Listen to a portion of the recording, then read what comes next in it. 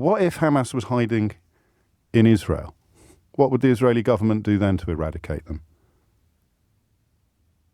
They would seek them out. But no, what would they do? Would they adopt the same policies? Would they be blowing up Israeli hospitals after issuing a warning to get all the patients out of intensive care? That's another myth, isn't it? They haven't blown up a hospital. Well, don't let me distract you from the question I asked. How do you think the Israel? No. I said that they have, prior to presumably bombarding it, they've issued an order to evacuate from the Al-Quds hospital in Gaza City. So no, we can agree on what the facts are. Let's not get distracted from the central question. If Hamas was hiding in Israel, what policies would you still approve of the Israeli collateral damage approach to eradicating Hamas? I don't approve of anything. I don't disapprove or approve of anything. Okay. Would you still use the phrase collateral? Would you still use the phrase collateral damage? Yeah. A caller rang in to defend how Israel is fighting in Gaza. His argument rested on a single phrase: collateral damage. Not murder, he said. Deaths that weren't on purpose. So James O'Brien ran one hypothetical past him. If Hamas were hiding in Israel, would the army use the very same tactics? It sounds like a simple question. Stuart spent the next few minutes discovering it wasn't. Let's watch it together. And before I tell you to like and hit that subscribe button, please allow me the chance to earn that from you. Today's conversation chiefly hinges upon the question of whether or not we've reached the point that it often seems we will always reach, which is where, in defense of its existential right, Israel will undertake actions that brook no criticism or even perhaps accommodation of international law. That's all. It's not a question of whether they have the right to do that or whether they should do that. It's a question of whether or not that is where we actually are. Stuart is in Harrow. Stuart, what would you like to say? I don't think that they're not being criticised. There's lots of restraint being urged by UK and America. I also think there's a bit of a false equivalence with the kind of killing of Palestinian children or adults and Israelis. I mean, one is too many, and one life are equal, but one has been killed on purpose, and the other is that awful phrase, collateral damage. So I don't think it helps anyone to say they're murdering them when there's no proof that they are. I mean, there obviously might be some soldiers who do some terrible things, but in general, you'd have to assume that they're doing everything they do is for security reasons and their own protection. Now, you could argue that they, that well, I don't have to assume that, because I don't think it is, and there's lots of people. No, hang on, just let me tell you why. Because you've even got families of the victims now in Israel complaining that this looks more like revenge than not. Well, they're saying it's not revenge, and they're saying the families of the victims are saying it does look like revenge. The families of which victims? The victims of the October the 7th terror attack.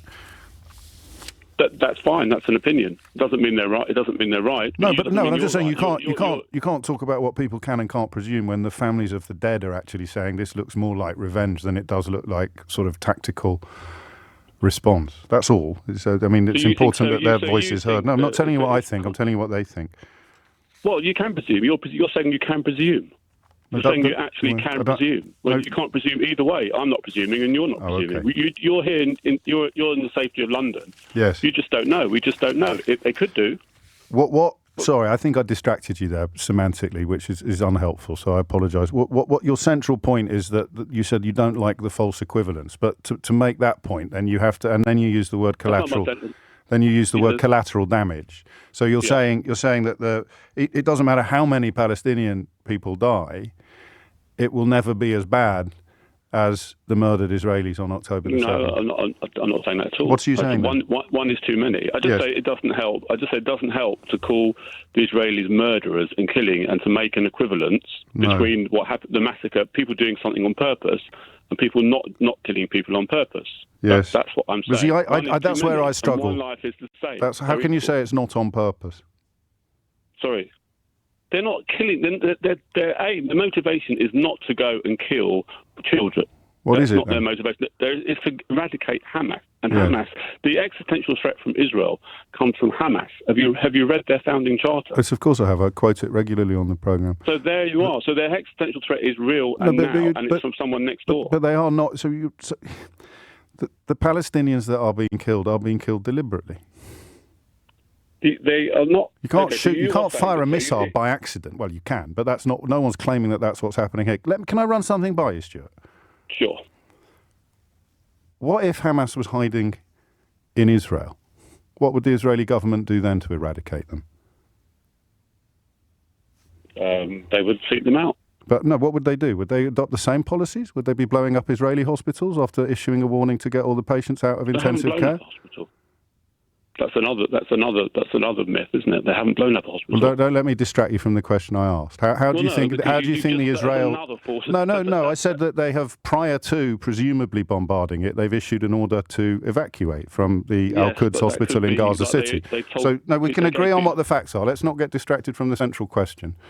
If Hamas was hiding in Israel, what policies would you still approve of the Israeli collateral damage approach to eradicating Hamas? I don't approve of anything. I don't disapprove or approve of anything. Okay. Would you still use the phrase collateral? Would you still use the phrase collateral damage? Yes, of course I would. So 3,000 dead Israelis would be a price worth paying for the pursuit of Hamas. I didn't say the Palestinians. Well, what are you saying, Stuart? What are you saying? I'm just saying it's very important to be specific and be very. I am being specific. Language. I am being. I am. I'm saying what would your? You can presume that Israel are murdering. No, I've done the opposite of that. I've done the opposite of that. I spent 20 minutes at the top of the show outlining the existential motivation of Israel's actions, talked about Dagestan, and I said people will have a problem with however I do this, and I'm grateful to you for proving that. But I think this is a really important question. Whenever I hear the phrase collateral damage, or I hear objections to language or claims that it's not the same, do you think that if Hamas was hiding in Israel,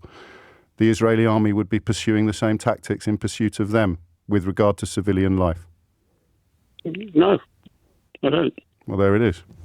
Why not? Because Hamas are the enemy in another country. It would be a terrorist situation. It is a terrorist situation. But why would they not go after Hamas with the same tactics in Israel that they're going after them in Palestine, in Gaza? For obvious reasons. Well, tell me what they are.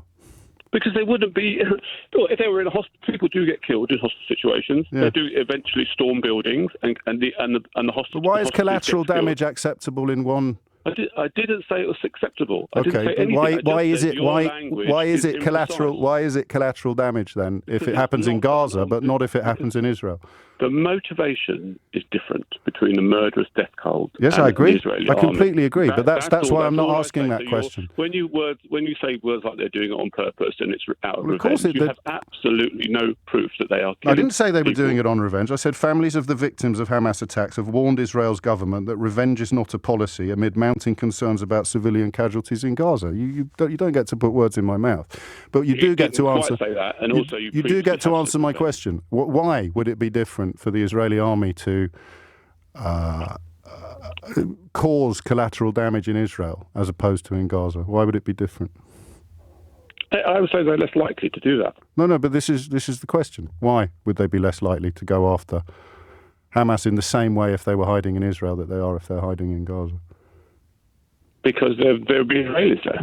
Pardon? And they would care less about. They would care more about Israeli lives than Palestinian lives. But they're also. And that's it. That's all I wanted, and I'm grateful. I'm grateful for your honesty. Well.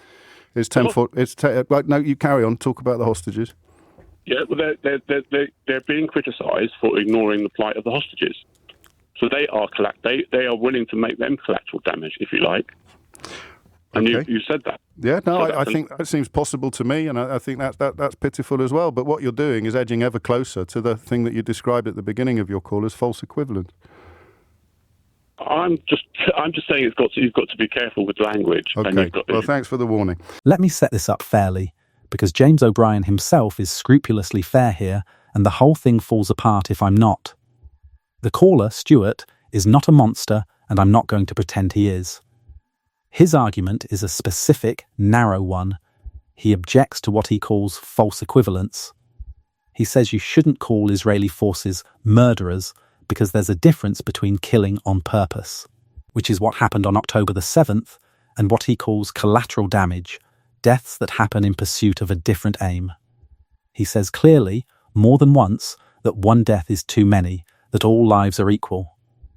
Hold on to that, because it matters for where this goes. And James doesn't dispute the core of it. This is the part people miss. He agrees the motivation is different. He says so directly, more than once. He spent 20 minutes at the top of his show, by his own account, laying out Israel's existential motivation, the real threat it faces, the founding charter of Hamas, which he says he quotes regularly. He is not arguing that Israel and Hamas are morally identical. He grants Stuart the distinction Stuart came to defend. So what's left to argue about? Just one thing. The phrase itself. Collateral damage. What does it actually carry inside it? And to test it, James asks a single hypothetical, not a gotcha. A genuine question. If Hamas were hiding in Israel, among Israeli civilians, would the Israeli army use the same tactics to root them out? Would it accept the same level of civilian death?